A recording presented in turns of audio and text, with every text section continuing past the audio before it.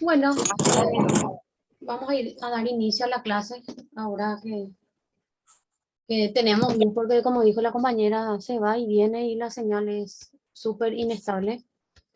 Mi clase que tuve a las 9, a las 10 y cuarto, se fue la luz y volvió por suerte ahora. Así que si de repente se desconecta, vamos a dar hasta donde podamos y ojalá que no se corte ni el internet sea inestable.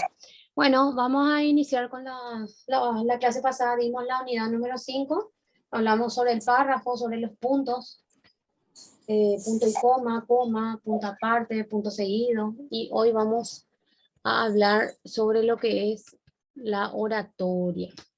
Vimos todo lo que era la parte de comunicación, de diálogo, de argumentos, eh, de resumen.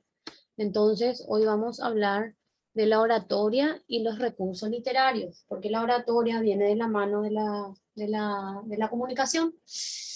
Entonces, es la forma como nos expresamos en público para poder defender nuestras ideas. Entonces, vamos con qué es la oratoria. En primer lugar, definimos o definiremos este concepto. La oratoria es el arte de expresarnos con elocuencia ante un determinado público. ¿Qué significa la elocuencia? Pues es hablar con fluidez y propiedad para intentar convencer al auditorio al que nos enfrentamos. Cuando hay, por ejemplo, una disertación o un curso sobre un tema en específico, entonces el orador o el que diserta el curso debe estar preparado para defender el tema que va a defender delante de su auditorio. Por lo tanto, hablar en público no implica solo respetar nuestras ideas, sino que necesitaremos plasmarlas de una determinada manera.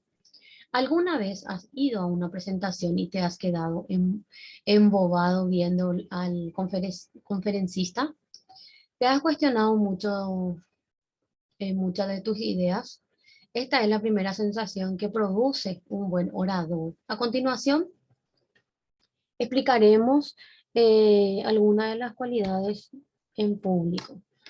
Primero, para ser un buen orador es necesario poseer una serie de cualidades en el momento de plantarte frente al público para defender el tema o el módulo que le tocó al conferencista o al disertante de defender en el primer encuentro.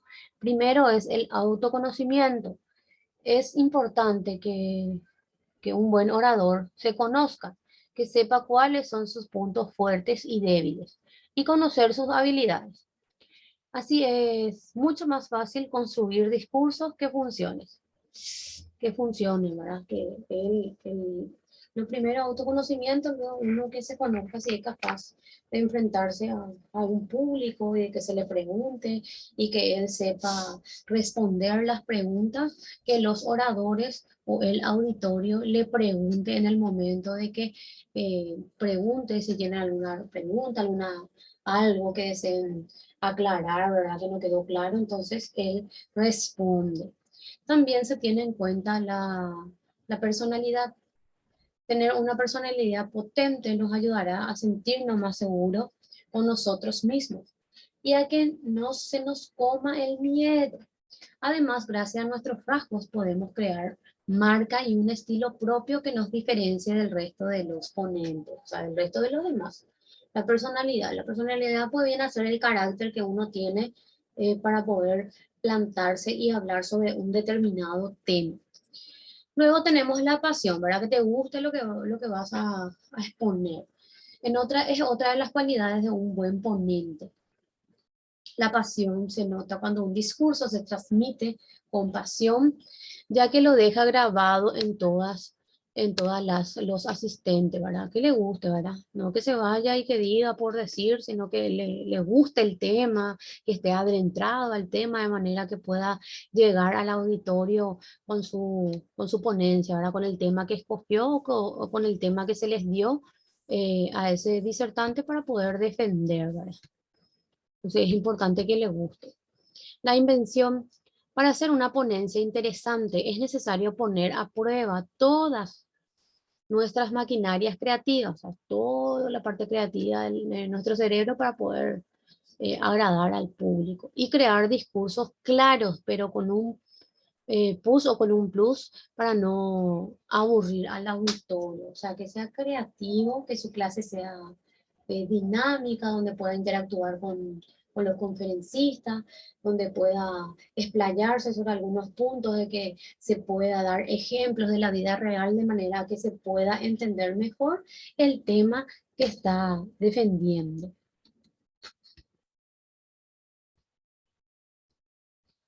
La conexión. La conexión es importante conocer al público al que nos dirigimos para saber qué puntos tenemos en común y poder crear vínculos con audiencia. Y la claridad relacionado con los puntos anteriores, es importante que un discurso eh, sea claro y evitar la terminología especializada y el lenguaje confuso. También es importante usar frases cortas y metáforas. Metáforas habíamos visto que que es cuando una idea es semejante a la otra. Y habíamos dado el ejemplo de que de los ojos verdes de una persona, lo relaciona con el color verde de la selva. Otro punto, tenemos la seguridad. Hay que evitar tener miedo al ridículo y a fallar, porque somos humanos y podemos fallar. Es importante mantener la tranquilidad y dar la sensación de seguridad al auditorio. Eh, por ejemplo, cuando ingresas con miedo o tenés algunos tips donde te tocas el rostro, la cara, da la vuelta a las manos, eh, todo depende de cómo esa persona en el momento de, de que está frente a un auditorio, ¿verdad? O junto a un público, pueda sentirse, por sobre todo, seguro de lo que va a defender. Otro punto es la sensibilidad. Los discursos que más funcionan sobre los que apelan a los sentimientos. Para ello es bueno que trabajemos nuestros rasgos de sensibilidad y utilizarlos. Eso sí, tenemos que evitar caer en en la sensiblería, ¿verdad? O sea, no ser demasiado tampoco, pero siempre apelar hacia el lado humano, ese lado empático de ponerse, ubicarse en el zapato de los demás. Porque hay tantas personas que de repente no preguntan o no dicen nada por miedo. ¿Por qué? Porque algunas personas se ríen de de las equivocaciones de la persona quien dijo mal o puso mal un punto. Entonces, la gente tiene miedo y no quiere preguntar. Pero en mi caso, por ejemplo, como dije, somos todos humanos, podemos equivocarnos, también nos pueden corregir y de esa corrección aprendemos por sobre todas las cosas. Uno paga un curso para aprender y se quiere preguntar hacia esa pregunta más fácil, más minúsculo o más pequeñita que sea, no importa, que pregunte. Por más que todos le miren o digan, "Ah, ¿cómo no vas a ver esto? No interesa, porque uno paga para aprender. Y si yo no pregunto o no hago en forma a viva voz lo que en ese momento me estoy confundiendo o estoy teniendo alguna laguna mental, entonces ese es el momento en que yo tengo. ¿Para qué? Para preguntarle al disertante, que sea hombre o mujer, sobre el punto en que yo estoy teniendo dudas. Jamás importó lo demás. Pierdan el miedo a preguntar, somos humanos, podemos equivocarnos, podemos saber, no podemos saber, pero de las preguntas que uno hace, uno aprende. Otro sería la imagen profesional. Una imagen vale más que 1000 palabras. Y en la oratoria está más que presente. Es importante tener una buena imagen adecuada a la marca personal de cada uno y también al tipo de ponencia que se va a dar. Bueno, la imagen profesional sería ya la imagen, ¿verdad? El arreglarse y el vestirse conforme al lugar donde uno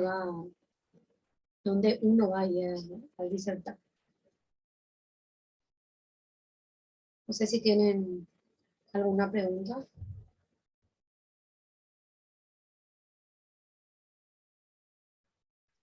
No, profe. Bueno, vamos a continuar entonces. Bueno, otra pregunta que les quería hacer. ¿Todos ya alzaron sus trabajos a la plataforma? ¿O alguien no pudo alzar por... Algunos me escribieron que no pudieron agregar el trabajo, que les cuesta alzar o que se cerró? El tema, yo por ejemplo tuve el problema, profe, Sí, que no me aparecía tu materia. No sé si era, sí. ese te hablo del domingo, creo, Mm, sábado, domingo, creo que no, era, porque creo que lo sí, estaban rindiendo, creo. sí, sí, así mismo. ¿Qué pasó eso, profe? Ahora Estaba, recién me aparece. sí, sí, es que este fin de semana hubo examen recuperatorio, así solamente quedan habilitados las personas que rinden ese día y al resto le bloquea. Entonces, por eso suele suceder que no les aparece la materia en ese momento. Sí, así también aparece, profe, que cuando se rinde no aparece la materia. Sí, así es, por eso es lo Profe, que yo ya pasa. entregué ya mi tarea, yo no tuve problema. Bueno, bueno, genial. Bueno, por si alguien tenga Buen algún... tapa, profe, porque ese sale como retrasado. Sí, sí, sale, yo sé que sale como retrasado, pero yo le estoy diciendo que pueden alzar, porque la otra semana tengo que presentar ya la planilla, entonces voy a ir agregando las tareas que no tengo en mi planilla.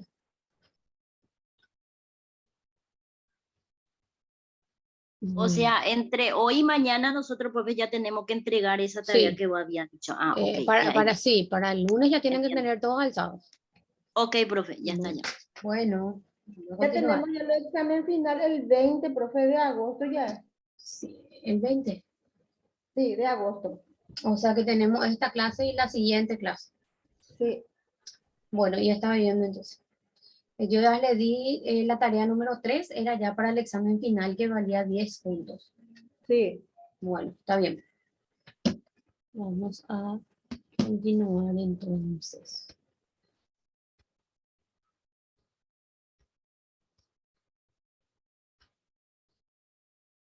Bueno,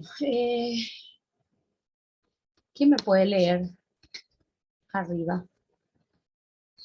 No me sale. Bueno, voy a dejar de compartir y voy a hacer chiquito. Bueno, el siguiente es cómo evitar el miedo a hablar en público, o sea, cómo quitarse ese miedo de poder hablar frente a un auditorio o frente a un público, donde escuchen lo que nosotros queremos darles a conocer sobre un tema en específico. Una vez trabajado el miedo y la ansiedad a hablar en público, te vamos a dar una serie de técnicas para poder practicar. Bueno, el primer punto, ¿por qué hablamos de la comunicación, del diálogo, de la narración? Eh, Después hablamos de argumentos. Después de que hablamos diálogo, todo eso que hablamos anteriormente guarda relación con la oratoria, porque tenemos que redactar o narrar. Se nos pide, por ejemplo, hacer un proyecto sobre, qué sé yo, el impacto del medio ambiental. Evidentemente tenemos que hacer una investigación sobre el impacto del medio ambiente, por ejemplo, para la construcción de un centro comercial en, qué sé yo, en un lugar donde hay muchos verdes. Entonces, ¿cuál va a ser el impacto? ¿Cuál va a ser el aspecto positivo y cuál va a ser el aspecto negativo? Entonces, todo eso que hablamos anteriormente nos sirve en el momento de poder comunicarnos, en el momento de poder expresar lo que nosotros como profesionales queremos transmitirle a las personas que van a escuchar nuestra ponencia. Y en este caso se les llama auditorio o público. Entonces, la oratoria es algo que hay cursos cortos de oratoria donde te enseñan cómo hablar, cómo poder expresarte, cómo poder exponer tus ideas ante un auditorio y poder también de repente hacer algunas gesticulaciones que guarden relación con lo que vos estás tratando de querer enseñarle al público. Entonces, todo guarda relación. Entonces, la oratoria habíamos visto en las vías anteriores, que es el arte de hablar en público. Yo sé que a veces cuesta mucho a veces articular algunas palabras o decir algunas palabras, porque como habíamos visto, no todos tienen el mismo habla. A algunos les cuesta pronunciar ciertas palabras y a otros no, pero eso no quiere decir de que yo nunca voy a poder pronunciar, para eso se practica. Y una de las técnicas famosas cuando no te salía algo, era cuando yo tenía literatura en el colegio, la profe nos decía, pone un bolígrafo debajo de la lengua y practicar las palabras. Repetir, repetir, pero con el bolígrafo debajo de la lengua. Eso era un ejercicio que mi profe de literatura nos daba a nosotros cuando teníamos teatro. Famoso antes teníamos teatro, ¿verdad? No sé si algunos de ustedes tuvieron, ¿verdad? Cuando estaban en el colegio. Sale todo entrecortado, dice Gina.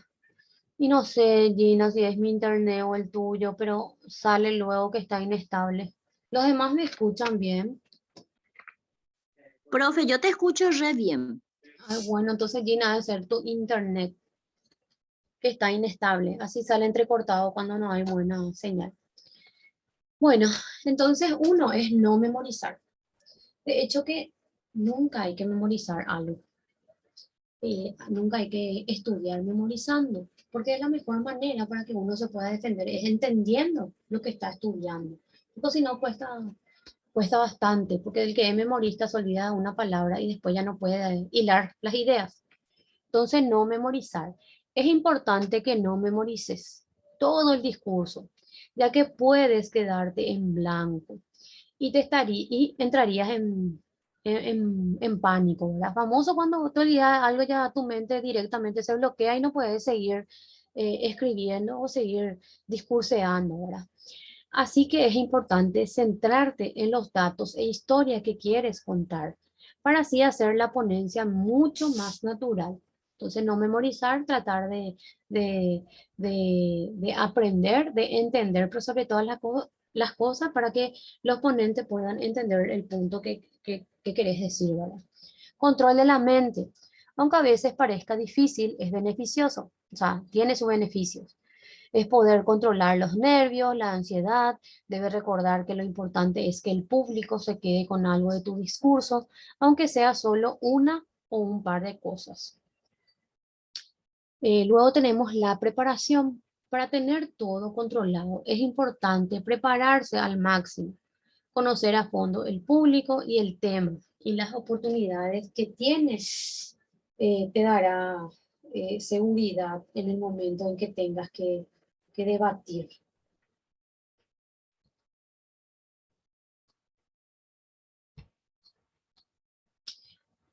Multimedia. Si en tu presentación utilizas algún tipo de diapositiva, debes saber que son de apoyo y que no hace falta escribir todo el discurso en ellas, sino que puedes utilizar infografías o imágenes que te complementen la explicación. Hay algunos que, Dios mío, en su PowerPoint pone todo el trabajo.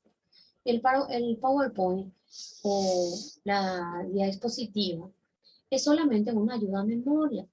Cuando ustedes tengan que defender su tesina, solamente pueden tener 10 párrafos, dentro de los cuales ustedes tienen que poner la parte más importante de su tesina. No pueden poner todo el contenido.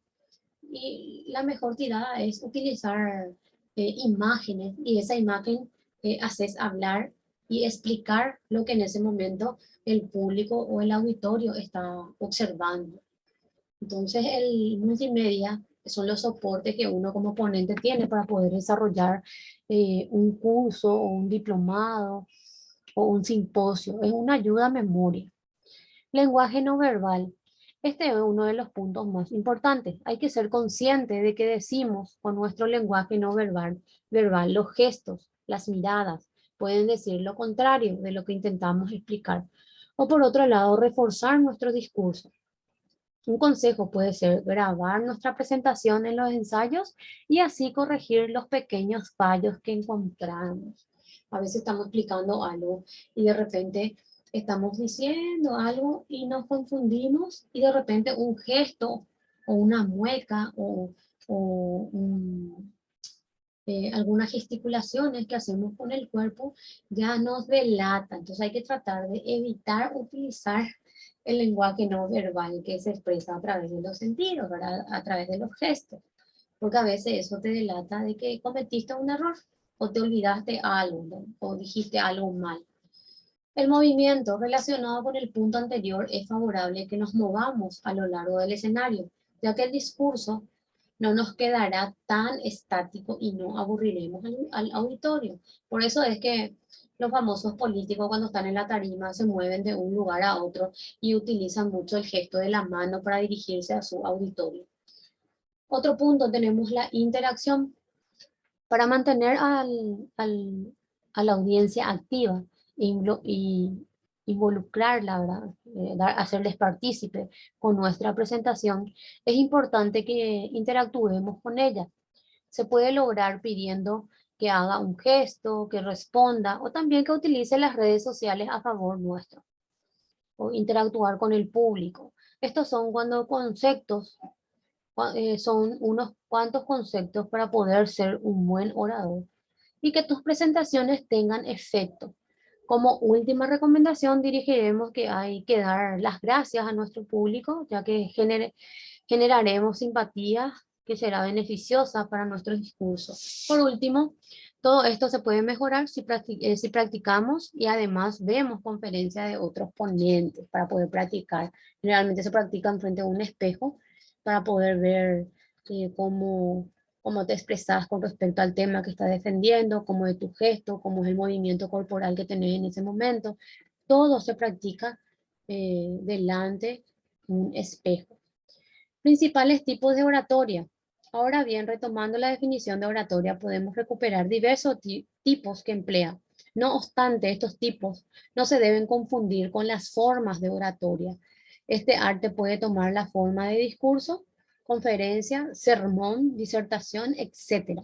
En cada uno de sus tipos se pueden dividir de la siguiente manera. Oratoria social, también llamada ceremonial, es la que se emplea en todo tipo de encuentro ceremonial en una comunidad.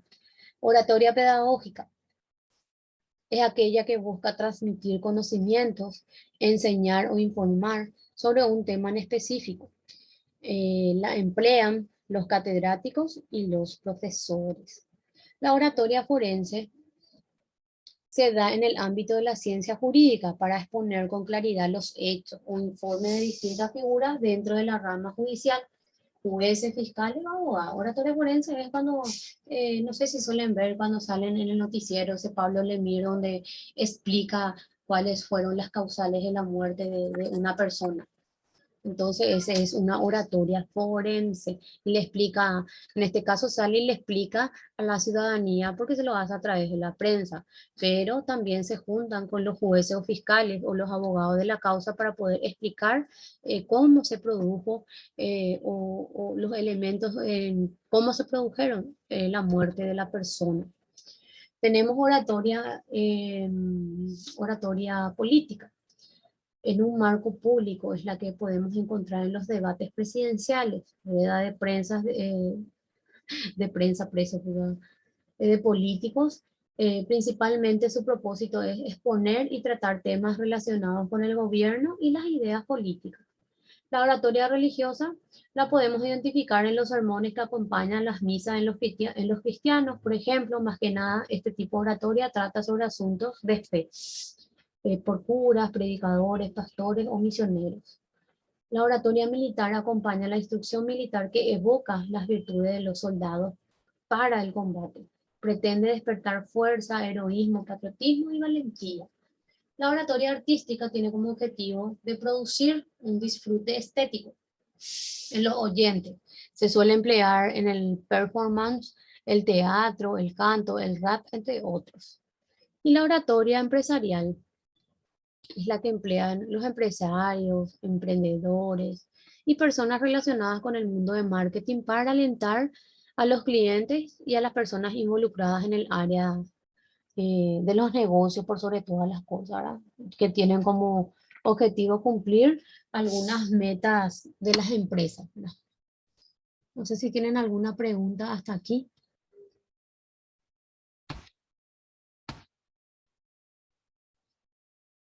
todo bien de mi parte. Bueno, características principales de la oratoria. Tenemos elocuencia, embellecimiento, propósito, impacto dirigido a un público. Elocuencia, sus ideas y oraciones deben tener fluidez, propiedad y fuerza. La elocuencia también se puede relacionar con la capacidad de convencer o persuadir que tenga el discurso. Embellecimiento debe emplear elementos del lenguaje que hagan sus palabras bellas, ya sea con el tipo de oraciones, rima, la métrica o las figuras literarias. Ese es lo que habíamos estudiado y hablamos de la metáfora, de la comparación, después hablamos de la personificación, de la hipérbole. O sea, son herramientas que uno como orador puede utilizar para hacer más amena o que el discurso sea más interactivo, por decirlo de alguna forma. El propósito. Todo orador debe tener claro el propósito de su oratoria, el fin con el que proclama dichas palabras, cuál es su objetivo de lo que él va a disertar o de lo que ese orador va a exponer ante el público. El impacto. En relación con la elocuencia, la oratoria debe tener un impacto sobre las personas que están escuchando, ya sea a nivel emocional o a nivel intelectual. Y otra característica dirigida a un público, la oratoria no es una actividad privada, siempre está dirigida a un público, en auditorio, aulas, coliseos o tarimas. Y la que más solemos ver hoy por hoy son las de tarimas, ahora que están haciendo los políticos para defender sus proyectos que cada uno de ellos les ponen a la ciudadanía.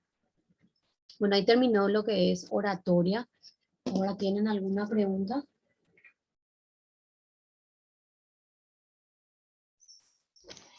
No, profe.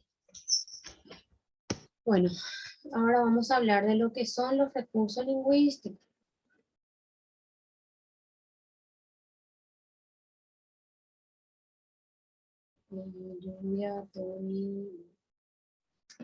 El que no participa de la clase de hoy,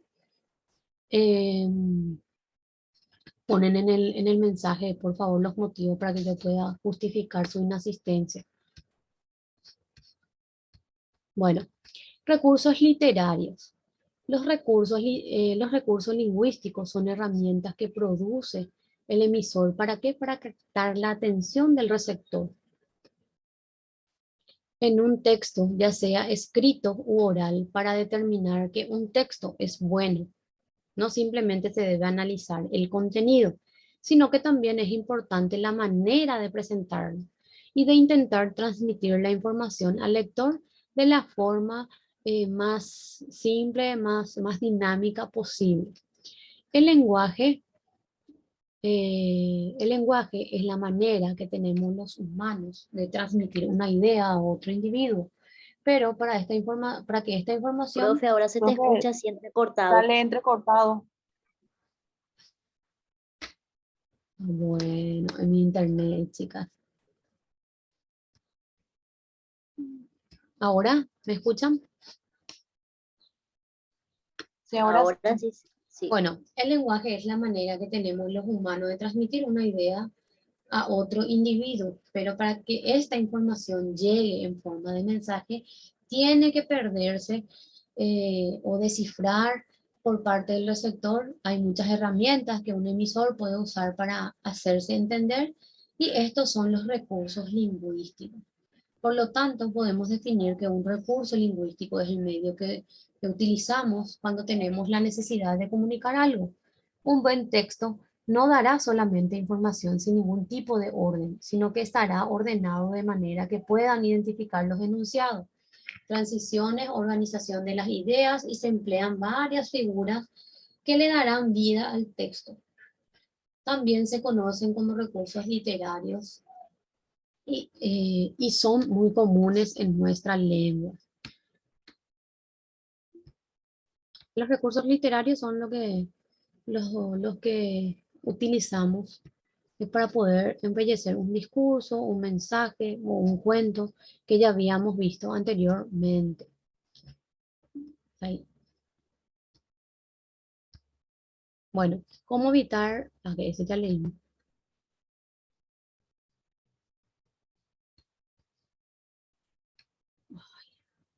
Ahora no encuentro mi-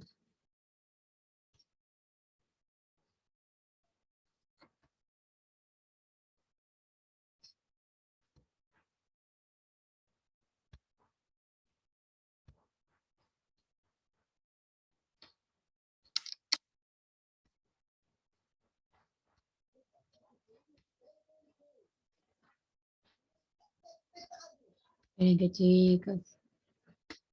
Nos quedamos aquí. Ahora, recursos lingüísticos morfológicos. ¿Cuáles son esos recursos? Son aquellos recursos lingüísticos que nos ayudan a resaltar una parte del texto, indicando que es más importante o que existe un orden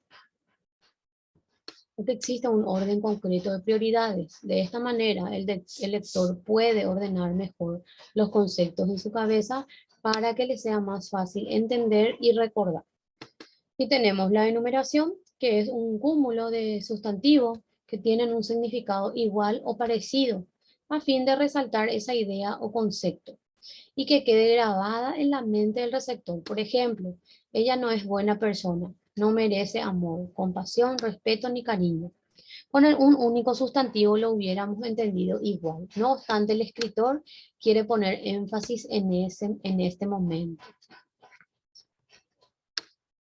Epíteto. El epíteto es un recurso lingüístico que sirve para resaltar una cualidad evidente de un objeto o persona. El objetivo es resaltar las cualidades de alguien o algo de una manera muy intensa. Ejemplo, qué bonito es pasear por la noche oscura. Ya sabemos que la noche es oscura, siempre lo es, no hace falta señalarlo, pero lo hacemos para dar un mayor énfasis a esta característica de la noche y la oscuridad, ¿verdad? Porque de noche ya por ende se entiende que es oscuro, ¿verdad? Pero lo utiliza para poder embellecer su cuento, su fábula, su novela, etc. Entonces son recursos que una persona tiene para poder utilizar dentro de lo que va a exponer. Entonces, con la enumeración, son sustantivos que le ponemos a una persona, por ejemplo, acá ya dice, ya ella no es buena persona, ya le está diciendo que no es una buena persona, que es una mala persona, no merece amor, compasión, respeto ni cariño. Le agregó muchos sustantivos para poder decir sus... eh, para poder decir cuáles son sus defectos. Y en el epíteto, sin embargo, lo compara, ¿verdad? Utiliza otras palabras que vienen a decir o a significar lo mismo. Eso es eh, el recurso literario morfológico. No sé si alguien tiene alguna pregunta con respecto a estos dos.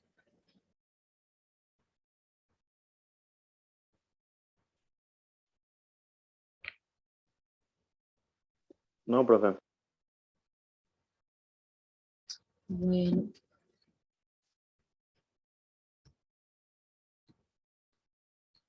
Los recursos literarios cohesivos. Los recursos lingüísticos cohesivos son aquellos que nos ayudan a organizar el texto. Además, relacionan todas las ideas para que el texto no parezca un conjunto de estructuras aisladas, sino una unidad. Estos son los diferentes tipos de cohesivos que existen.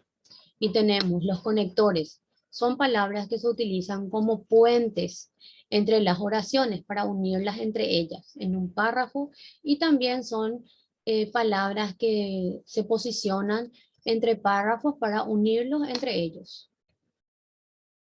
Unen cada idea de las estructuras de un texto para hacer que sea una sola unidad. Los conectores pueden indicar jerarquía, pueden indicar orden o posición. Ejemplo, en primer lugar, por último, en cambio, en resumen, a continuación.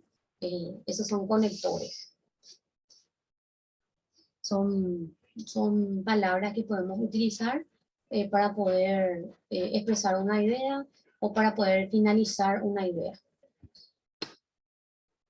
Por eso dice acá, en primer lugar, por último, en cambio, cuando queremos continuar la hora, o sea, cuando queremos continuar el curso o hacemos un resumen de lo que fue la idea del tema que expuso ese disertante. Referencias anafóricas son pronombres o sustantivos que hacen referencia a un sujeto que ya ha aparecido anteriormente en el texto. Esto nos ayuda a que el texto no sea repetitivo. Por ejemplo, Marta había visto el precipicio y ahora ya no tenía miedo de las simples arañas, sino que tenía